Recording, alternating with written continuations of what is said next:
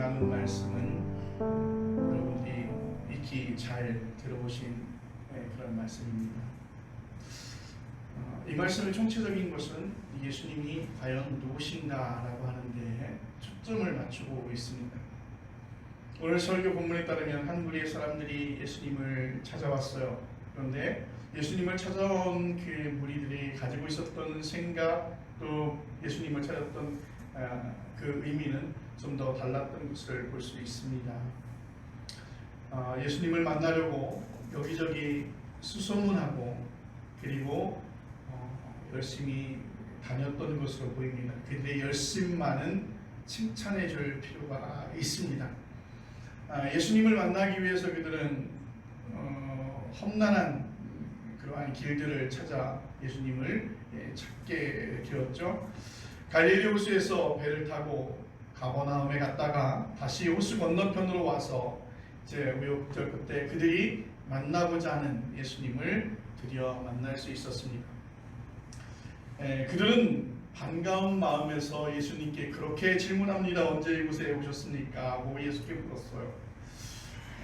아마 그들의 마음은 이렇게 찾아다니기 힘들었는데 예수님을 만나니까 예수님 언제 이곳에 오셨어요? 반가운 마음, 또 예수님을 찾았던 그간의 노고들을 생각하면서 예수님에게 어떻게 보면 위로받고자 하는 마음이 더 있지 않았을까라는 생각합니다. 그래 너희들이 나를 찾기 위해서 참 가진 애를 썼구나, 잘 왔다, 이렇게 예수님께서 그들을 위로해 줄 것을 예상하지 않았을까 생각합니다.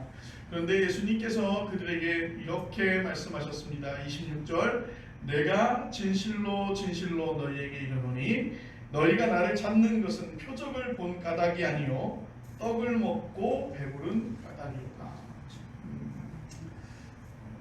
예수님을 그렇게 힘들게 찾아서 예수님 앞에 와서 예수님 저희 이렇게 힘들게 찾아서 예수님 곁에 왔어요. 예수님 찾으려고 이렇게 먼 길을 돌아왔어요. 그랬을 때 예수님께서 그들을 보고 그래 장하다 칭찬하고 말씀하실 줄 알았는데 예수님께서는 왜 말씀을 하신 거예요? 너희가 나를 찾는 이유가 불순하다는 것이죠. 너희가 나를 찾는 이유가, 나를 찾아서 이곳에 온 이유가 매우 불순하다는 거예요. 듣는 사람들을 무안하게 하는 표현입니다. 왜냐하면 당신들이 이곳에 나를 찾아온 동기가 순수하지 않다는 것이잖아요. 이렇게 힘들게 찾아왔으니 참 반갑다, 수고가 많았다, 그래 무슨 일이 있었느냐, 웬만하면 이렇게 따뜻하게 사람들을 맞아야 했는데 예수님이 약간 까칠하게 답변을 주셨어요. 성경 이야기는 어떤 사건에 관한 자초지종을 기자들이 본 것처럼 보도 원칙에 따라서 전하듯이 일일이 보도하지 않습니다. 오히려 시인이 어떤 시적인 경험을 시라고 하는 문학 장르로 묘사하듯이 초기 기독교의 신앙 경험을 이야기 형식으로 이렇게 전하고 있습니다. 요한복음을 기록한 사람의 관심은 예수님은 누굴까라고 하는 것이었습니다. 예수님이 과연 누구실까? 여러분, 이런 질문은 교회 밖에 있는 사람들에게서 나왔고 또 교회 안에 있는 사람들에게도 당연히 예수님은 과연 누굴까? 지금 현대를 살아가는 우리들에게도 이런 질문이 던져집니다. 너희가 믿는 예수는 과연 누굴까? 너에게 있어서 어떤 분일까? 오늘 저는 여러분에게 그 질문에 대한 답변을 이 요한복음을 기록한 사람이 어떻게 우리에게 알려주고 있는지 우리 함께 나누기를 원합니다. 오늘 말씀을 보면 너희가 나를 찾은 것은 표적을 본 까닭이 아니요 떡을 먹고 배부른 까닭이로다 라고 하는 말씀을 전해주고 있는데 오늘 본문 바로 앞에서 벌어진 사건과 연결이 되어져 있습니다.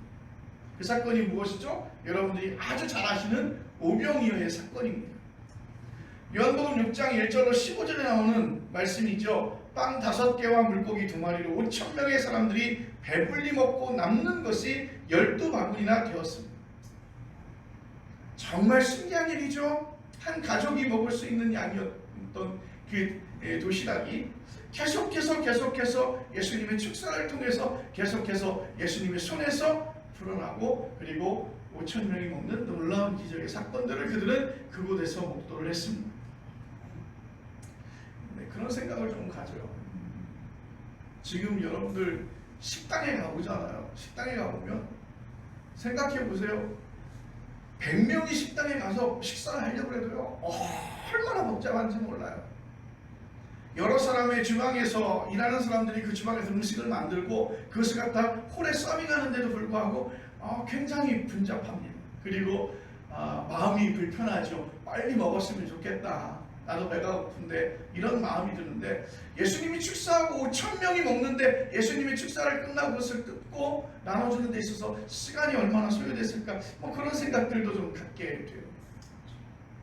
그들이 아주 조용히 앉아서 예수님이 나눠주는 것을 기다렸을까, 이런 생각들도 좀 드는데, 어찌됐든 그들은 그 현장에서 정말 놀라운 사건을 보았던 것이죠. 배가 고프지 않았을 거예요. 왜? 예수님의 그 기묘한 그 사건들을 바라보면서 저게 도대체 무슨 일일까 그들은 매우 궁금해하지 않았을까요? 그리고 많은 사람들이 그것을 아주 거룩한 모습으로 바라보지 않았을까요?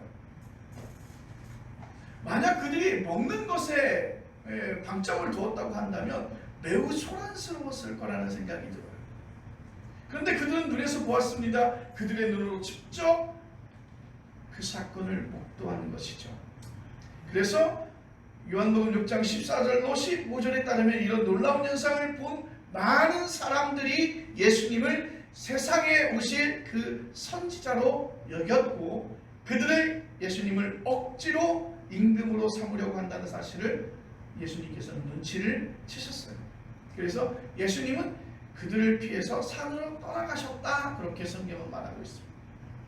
여기서 우리는 좀 봐야 되는 거죠. 세상에 오실 그 선지자로 여겼다. 그런데 예수님을 억지로 그들이 임금으로 삼으려고 했다는 사실을 예수님은 알게 되었다는 것이죠. 본문은 오병이어 사건을 표적이라고 묘사했습니다. 우리말 성경이 표적이라고 번역한 그리스어는 영어 사전에서 미라클이라고 번역을 했습니다. 루터 성경에서는 징표라고 번역을 했습니다. 그리고 오병이어는 한 가족의 한 끼 식사 분량에 불과한 거예요. 그 빵과 생선을 떼어내면 다시 늘어나고, 그 빵과 생선을 떼어나면 다시 늘어나서 5천 명이 배불리 먹었다는 마술쇼가 아니라 예수 그리스도가 누군지에 대한 하나의 징표 또는 표시였던 것입니다. 그래서 우리는 그 앞에서 이야기했던 것처럼 세상에 오실 그 선지자, 바로 우리를 구원할 메시아, 그로 여겼다는 것이죠. 사도 바울이 고린도전서 1장 22절에서 말씀하셨듯이 유대인들은 원래 표적을 찾는 민족이라고 했습니다. 징표를 찾는 민족이라고 하였습니다. 세상을 고착된 질서로 보는 게 아니라 의외의 사건이 언제라도 벌어질 수 있는 열린 질서로 본다는 점에서 표적신앙은 하나님을 믿는 사람에게 어떻게 보면 매우 바람직한 삶의 태도인 것입니다. 의외의 사건들이, 하나님이 개입하심으로 인해서 의외의 사건들이, 우리가 알 수 없는 사건들이 우리 안에서 일어난다는 것이죠. 근데 여러분 생각해 보세요. 세상에 많은 사람들이, 현대인들이요, 예측 가능한 세상을 추구하고 있지 않습니까? 이러이러한 점을 통해서 우리는 앞으로 어떻게 될 것이다. 비가 오면 되는 거예요. 그런데 우리는 예측하지 않습니까? 비가, 강수량이 얼마나 올까? 그래서 그 강수량에 대해서 우리는 조금 더 준비하고 대비하고 있지 않습니까? 앞으로 어떤 일이 일어날 것에 대해서 우리는 예측하는 거예요. 그것은 뭐냐면 대비하려고 하는 거예요. 그런데 하나님께서 이 세상에, 우리가 살고 있는 이 세상에서 어떻게 우리의 역사에서 개입하시는지, 그것을 바라보고 있는 것이 하나님을 믿는 사람에게는 바람직한 삶의 태도이죠. 오늘도 우리 그리스도인들이 유전자 결정론을 따르지 않는 것과 같습니다. 문제는 유대인들이 그런 일들을 하나님께서 자신들의 역사에 개입하시는 징표나 표적으로 받아들이는 데서 벗어나서 그들은 초자연적 기적 자체에 매달리게 되었다는 사실입니다. 하나님이 우리가 살고 있는 이 역사 속에서 우리의 삶의 방향 속에서 관여하고 계시다는 사실만을 알고 있는 것이 아니라 그것의 징표로 여기는 것이 아니라 한 가지 더 그 기적 자체에 그들은 관심을 가지고 있다는 거예요. 오늘 예수님 말씀은 그거예요. 그 우병이의 사건의 기적을 보고서 오실 메시아 바로 그 선지자로 그들이 여기는 것에 그치지 아니하고 저분을 우리의 왕으로 삼으면 우리는 굶어 죽진 않겠다. 경제적인 효과를 가져올 수 있지 않을까 그렇게 생각했다는 것이죠. 이런 생각이 잘못됐다고 여길 수는 없죠. 어쩔 수 없기도 하고 자연스럽기도 한 것이죠. 인생살이가 하나님의 기적적인 도우심으로 잘 풀리기를 바라고 어려운 일이 생겨도 기적적으로 해결되기를 바라는 거 인지상정입니다. 그래서 우리는 하나님을 그렇게 믿기도 합니다. 하나님께서 내 삶을 책임져 주시고 나의 가는 길을 예비하시고 내 앞에 모든 장애물을 다 치워주시는, 그래서 우리는 하나님을 믿는 나를 구원하실 예수 그리스도를 이 독생자를 우리에게 보내주신 정말 사랑이 많으신 하나님을 하나님으로 여기는 것뿐만이 아니라 단지 나의 삶에서 많은 장애물들이 있는데 이 장애물들을 예수님께서 다 없애주시는, 그래서 초자연적인 그러한 일에 매달리는 것이죠. 여러분, 크리스찬 가운데 표적 달라고 특별한 경험 달라고 그렇게 매달리고 기도하다가 결국에 이단으로 가는 분들이 많이 보았습니다. 일상적인 우리의 삶 속에서 하나님이 우리를 어떻게 역사하시는지, 우리의 일반적인 삶 속에서 예수 그리스도의 그 구원하심이 어떻게 이루어지고 있는지에 대한 관심을 느끼지 아니하고 어떻게 하면 자극적이고 그런 사건들을 통해서 우리가 놀라움을 갖게 하게 하는지, 그런 것에 관심 있는 사람들이 적지 않죠. 기적적인 일들이 벌어져서 불치병도 낫고 사업도 잘 되고 큰 축복을 받았다는 간증 여러분 많이 들었을 거예요. 그리고 요즘에 간증 집회에 가도 그렇게 간증하는 분들이 많아요. 나의 삶 속에서 계신 그 하나님이 나를 얼마나 사랑하시는지에 대해서 설명하는 것이 아니라 내가 이러이러한 일을 당했는데 하나님께서 이걸 이렇게 허락해 주시고 이렇게 해결해 주셨다라고 하는 정말 극적인 어떤 사건들을 간증하는 경우들이 많이 있습니다.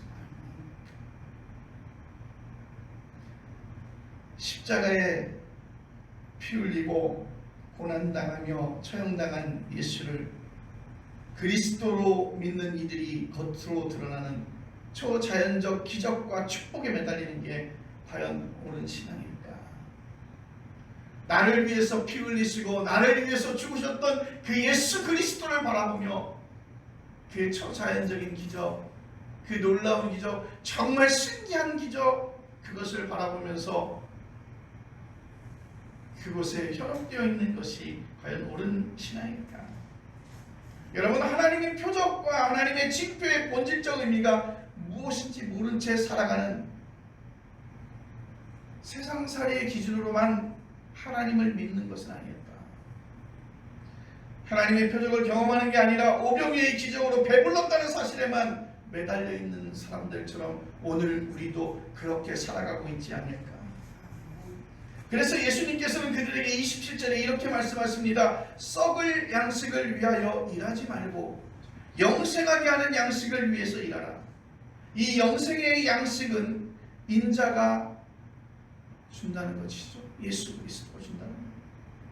그리고 그 예수 그리스도를 아버지 하나님께서 인정하셨다는 것입니다. 그리고 이어서 사람들과 예수님 사이의 대화가 이어지는데 그 이야기를 듣고 나서 사람들이 그렇게 이야기합니다. 그러면 우리가 어떻게 해야 하나님의 일을 할 수 있겠습니까? 이때 예수님의 답변이 29절에 나옵니다. 하나님께서 보내신 일을 믿는 것이 곧 하나님의 일이다. 아멘. 예수를 믿으면 영생의 양식을 얻는다는 말에 설득력이 있을까요? 사람들이 다시 예수께 요구합니다. 자신들의 논리를 피력한 것인데 아마 초기 기독교인들이 믿지 않는 사람들에게서 이런 이야기 흔하게 들었을 것입니다. 그들의 문제제기가 무엇입니까? 당신이 하나님께서 인정하여 보내신 분이라는 사실을 분명한 표적으로 우리에게 보여주십시오. 그럼 믿겠습니다. 자, 다시 하나님께서 당신을 하나님의 아들로 인정하여 보내신 분이라는 사실이 있다면 그 사실을 우리가 납득할 만한 분명한 표적을 보여주십시오. 그러면 믿겠습니다. 우리 조상들은 광야 생활 중에 하늘에서 내려온 만나를 먹었습니다. 당신도 이런 초자연적인 표적을 우리에게 보여주십시오. 그러면 믿겠습니다. 먹고 사는 문제, 그러니까 경제 문제를 당신이 화끈하게 한번 해결해 보십시오. 그러면 우리가 당신을 인정하겠습니다. 그리고 믿겠습니다. 이것이 그들이 가지고 온 문제제기고 그들이 교회 밖의 사람들에게 항상 들었던 그런 이야기입니다. 여러분, 이들의 문제제기가 일리가 있지 않습니까? 사람이 살아가는데 먹는 문제 절대적입니다. 먹지 못하고 마시지 못하면 죽습니다. 인류는 먹고 사는 문제를 해결하려고 계속해서 줄다름 쳤어요. 우리나라도 보릿고개 시절을 지나서 먹는 문제는 이제는 해결된 것 같아요. 초, 중, 고 급식도 이제는 제자리를 잡았습니다. 집이 가난해서 점심을 싸우지 못한 아이들이 점심시간에 교실 밖을 배회하던 시절을 기억하는 학생들은 거의 없습니다. 점심시간에 나가서 애꿎은 수도꼭지에 입을 대고 배를 채우던 학생들이 있었지만 이제는 그런 학생들이 없어요. 급식도 본인이 원하는, 좋아하는 음식이, 선호하는 음식이 아니어서 안 먹는 학생들이 있지 못 먹는 학생은 없습니다. 저희 어린 시절로 이렇게 돌아가면 먹는 문제만 해결되면 참 세상이 평화로워질 거라고 생각이 되어졌어요. 그런데 세상은 우리의 생각과 전혀 다르게 흘러갑니다. 지금 전 세계적으로 전쟁의 고통 속에 자리하고 있습니다. 여러분, 실제로 총탄이 오고 가는 전쟁도 있고 지금 미국 대통령의 정치 공약인 관세 전쟁으로 모든 것이 경색되어 있습니다. 모든 것이 극단으로 치닫고 있지요. 그들은 배가 고파서 어쩔 수 없이 몸부림을 치는 걸까요? 예수님을 찾아온 이들이 조상들의 만나 사건을 거론하면서 예수님을 힐난한 것 같은 방향차고입니다. 사람이 사람답게 사는데 결정적으로 중요한 것은 광야의 만나가 아니었습니다. 광야에서의 굶주림 문제가 해결되어도 사람들은 평화롭게 살지 못했습니다. 이것은 고대 이스라엘 민족의 역사에서 드러났으며 우리 대한민국의 역사에서도 드러났고 여러분 우리 개인의 삶에서도 여러분들은 충분히 느끼고 드러나고 있습니다. 예수님의 말씀에 따르면 그 만나는, 그리고 오늘 본문 바로 직전에서 벌어진 오병이어의 사건을 예수님은 뭐라고 정의하고 계시냐면 썩을 양식이라고 그렇게 정의하고 있습니다. 썩을 양식.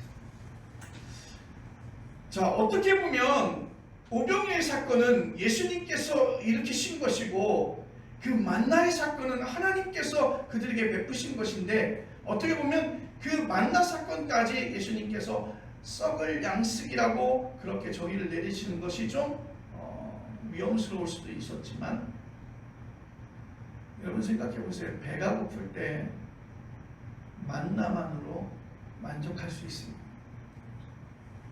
그죠? 비어있는 위를 채우는 것에, 포만감을 갖는 것에 맛이 중요한 것이 아니라 그것을 채우는 것에 만족합니다. 여러분, 그런데 조금 지나요. 그것에 대해서 감사합니다. 하나님께서 우리에게 일용할 양식을 계속해서 내려주시니 그 놀라운 감사가 입에서 끊이지 않지요. 그런데 여러분들 그 만나를 매일매일 먹습니다. 이제는 만나만으로 만족하지 못하잖아요. 그래서 광야에서 고대 이스라엘 백성은 그런 불만을 누구에게? 모세에게 반복해서 계속해서 토로하고 있습니다. 애굽에 그대로 머물러 있었더라면 가끔은 소고기국이라도 먹으면서 지냈을 텐데 당신 따라서 이 광야에서 나와서 겨우 만나로만 입에 풀칠하게 하느냐, 그렇게 불평합니다. 그리고 여러분, 실제로 많은 이들이 다시 애굽으로 돌아갑니다. 다시 말씀드립니다. 썩을 양식이라고 해서 실제로 먹는 문제가 무의미하다는 뜻은 아닙니다. 일용할 양식이 소중하죠. 밥 먹기는 신앙의 차원에서 보더라도 구원론적이며 거룩한 행위입니다. 우리가 성찬 예식이 들어있죠. 그리고 예수님이 제자들에게 가르쳐 주신 주기도문에게도 일용할 양식을 구하라는 문장이 나옵니다. 문제는 먹는 행위가 얼마나 거룩한지를 모른 채 다른 사람보다 더 많이 먹거나 더 자극적으로 먹는 데만 치우치는 데에 있다는 것이죠. 이런 현상이 끝이 없을 정도입니다.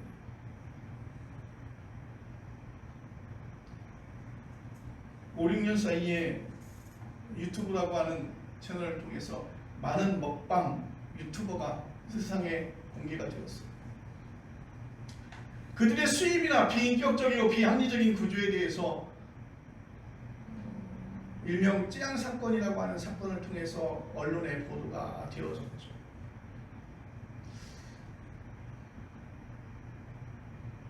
그들이 방송을 하면서 음식을 먹으면서 그 음식의 맛을 설명을 해요. 굉장히 행복한 표정으로 음식을 먹습니다. 근데 저의 눈에는 그들이 일을 하는 것처럼 보입니다. 그래서 다른 사람들에게 다른 일반적인 사람들과 다른 모습으로 음식을 먹습니다. 음식을 먹는 게 아닌 것 같아요. 쑤셔 넣는 것 같아요. 그들은 저작 활동을 하지 않는 것 같아요. 그저 음식을 삼키는 것 같아요. 몸집이 작은 여성이 10인분 음식을 아주 손쉽게 먹어 치우죠. 그것도 한 15분 정도의 시간이에요. 그런 자극적인 모습을 보면서 많은 사람들이 또 그런 유튜브의 내용들을 찾아갑니다. 왜 그런가 하면요, 신기해서 찾아가는 거예요. 여러분, 음식을 만든 사람의 그 음식의 철학을 이해하고 그리고 그 음식에서 주고 있는 그 음식의 맛을 즐겨야 되는 것이죠. 그런데 결코 즐기는 모습 같지는 않아요. 그런데 우리가 거기에 환호하는 것은 이거예요. 나는 못하는데 어떻게 저렇게 할 수 있지? 나는 라면 하나 간신히 먹는데 어떻게 라면 10개를 갖다 끓여서 저거 먹을 수 있을까? 나는 짜장면 한 그릇만 먹어도 배가 부른데 어떻게 저 사람은 짜장면을 갖다 10그릇을 먹을 수 있을까? 신기해서 알아보는 거예요. 그러니까 조금 더 자극적이고 조금 더 자극적이고 조금 더 자극적인 방송들을 계속해서 해나가는 것이죠.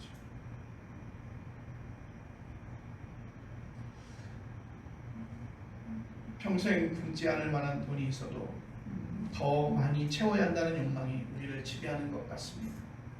오늘의 자본주의 문명 자체가 우리를 그렇게 자극하는데요.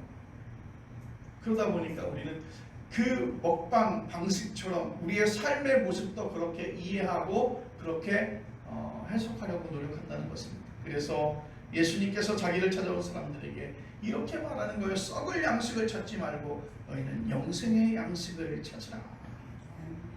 여러분, 영생의 양식이라고 하는 표현이 추상적으로 들릴지 모르겠습니다. 불교 용어 가운데 하나인데 한거라고 하는 용어가 있어요. 불교의 승려들이 음력으로 4월 15일부터 7월 15일까지 석 달 동안 한 곳에 머무르면서 수행에 전념하는 일을 가리킵니다. 물론 수행을 하죠. 그런데 아주 본격적인 수행을 하는 것을 요 석 달 동안 하는데요. 다른 사람이 보면 아주 재미없는 사건입니다. 지루하겠죠. 돈을 주면서 한거에 들어가라고 해도 못하겠죠. 그런데 한거에 들어가려면 삶의 태도가 근본에서 달라져야 합니다. 생명의 깊이를 실감할 줄 알고 우리 일상생활에서 가지고 있었던 모든 것들을 내려놓고 세상 문명과 담을 쌓고 참선의 세계로 들어가는 일이 가능할까? 이런 일에는 돈이 들어가지 않습니다. 이런 일에 매진한다고 해서 다른 사람을 방해하지 않습니다.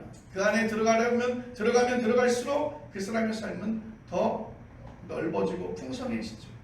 그래서 영생의 양식으로 부를 수 있는 것입니다. 문제는 우리가 부대끼는 현실의 삶에서 이런 생명의 깊이에 대한 인식과 경험과 감각을 붙들고 살기 거의 불가능한 환경 속에 놓여 있다는 것입니다. 어떻게 해야 될까? 여러분이 살아가는 구체적인 방법을 우리는 한번 스스로 생각해 보시길 바랍니다. 기독교가 무엇을 영생의 양식이라고 합니까? 오늘 설교 제목인 생명의 떡과 똑같은 뜻이죠. 예수님의 설명을 듣고 생명의 양식을 달라는 사람들에게 예수님께서는 35절에서 이렇게 말씀하셨습니다. 나는 생명의 떡이니 내게 오는 자는 결코 줄이지 아니할 터이요 나를 믿는 자는 영원히 목마르지 아니하리라. 아멘. 나는 생명의 떡이다라고 하는 문장은 요한복음서 중에서 가장 유명한 문장이지요. 에이미의 형식의 문장이 요한복음에 여럿이 나오는데 우리말 성경은 빵이라는 뜻의 그리스어 아르토스를 떡이라고 번역을 했습니다. 우리에게는 밥이 주식이니까 예수는 생명의 밥이라고 번역하는 게 원문에서 가장 가깝습니다. 요한복음 공동체는 예수님을 생명의 양식으로 받아들였다는 사실만은 분명합니다. 그게 무슨 뜻일까요? 예수를 믿는다고 실제로 밥이 나와요? 떡이 나옵니까? 술이 나옵니까? 돈이 나옵니까? 여러분은 세상 사람들에게 이 문제를 어떻게 소개하고 여러분은 어떻게 증거하시겠습니까? 그 문장 후반부의 말씀을 먼저 생각해 보십시오. 예수께 오는 이는 굶주리지 않으며 영원히 목마르지 않는다. 이 말씀이 우리의 삶에서 그대로 적용되지는 않습니다. 예수를 믿는 사람으로 우리는 살고 있지만 여전히 굶주린 사람 같고 매우 목이 말라 있습니다. 영혼의 평화가 실현되지 않았습니다. 세상 사람들과 비교해도 우리의 삶의 수준이 그다음 높지 않습니다. 교회에 다니는 사람들끼리 끼리끼리 모여서 싸우기도 많이 싸웁니다. 이미 생명의 양식으로 배부른 사람에게는 나타날 수 없는 일들이 개인으로서 우리 자신이나 공동체에서 교회에서 그렇게 종종 나타나는 것이죠. 자, 그러면 우리는 여전히 예수께 오지 않았으며 예수를 믿지 않는다는 말이 됩니다. 맞는 말이죠. 우리는 일주일에 한 번 예배를 드릴 뿐이지 모든 시간을 거의 세상적인 방법으로 세속적인 방식으로 우리는 그렇게 이해하고 그렇게 해석하고 그렇게 살아가고 있습니다. 그러다 보니 삶의 방식과 사유 방식이 세상 사람들과 크게 다르지 않습니다. 믿음이 좋다고 하는 사람들도 크게 달라 보이지 않습니다. 저를 포함한 교회 지도자들도 명예욕과 돈 욕심이 있습니다. 예수 당시의 바리새인들처럼 자신의 작은 율법에 갇혀서 매우 위선적으로 그렇게 살아가고 있죠. 기독교 신앙이 실제의 삶에 별로 크게 영향을 끼치지 못하는 듯 그렇게 읽혀지고 있습니다. 그럼에도 여러분, 우리는 예수님이야말로 우리에게 생명의 양식이라고, 그래서 그를 통해서 더는 굶주리거나 목마르지 않게 되었다고, 어떤 상황에서도 영혼이 충만하다고, 다른 것을 더 보충할 필요가 없을 정도로 행복하다고 고백할 수 있기를 바랍니다. 마치 하한구에 들어간 승려들처럼 가장 심플하게 일상을 지내도 생명의 기쁨과 평화를 만끽한다고 그런 고백을 할 수 있어야 되지 않을까요? 쉽지 않습니다. 예수님 당시에도 마찬가지였습니다. 그를 직접 만난 사람들도 예수를 믿지 않았습니다. 뭔가 화끈한 것으로 그가 하나님이 보내신 분이라는 사실이 나타나야 했는데 그게 없으니 혹시나 하고 찾아왔다가 역시나 그리고 돌아갑니다. 오늘 설교 본문에서 이어지는 36절에서 예수께서 너희는 나를 보고도 믿지 아니하는도다. 많은 사람이 예수를 믿을 수는 없습니다. 진리가 모든 사람에게 드러나는 게 아니기 때문이죠. 그러나 선택된 사람들은 예수님이 생명의 양식이라는 사실을 붙들고 이 혼란스러운 현실을 우리는 이해하고 버티고 살아가고 있습니다. 지금 그 사실이 마치 밭에 묻힌 씨앗처럼 그렇게 분명하게 드러나지 않을 수 있으나 언젠가는 드러날 것을 믿기 때문입니다. 그 언젠가는 마지막 날입니다. 39절과 40절에서 예수께서 마지막 날에 그들을 다시 살리신다고 말씀하셨습니다. 모든 사람들은 마지막 날을 맞습니다. 지구에서도 마지막 날이 있고 우주 전체에서도 빅뱅처럼 시작이 되어 있었으니 마지막이 있을 것입니다. 그 마지막을 기독교는 종말이라고 말합니다.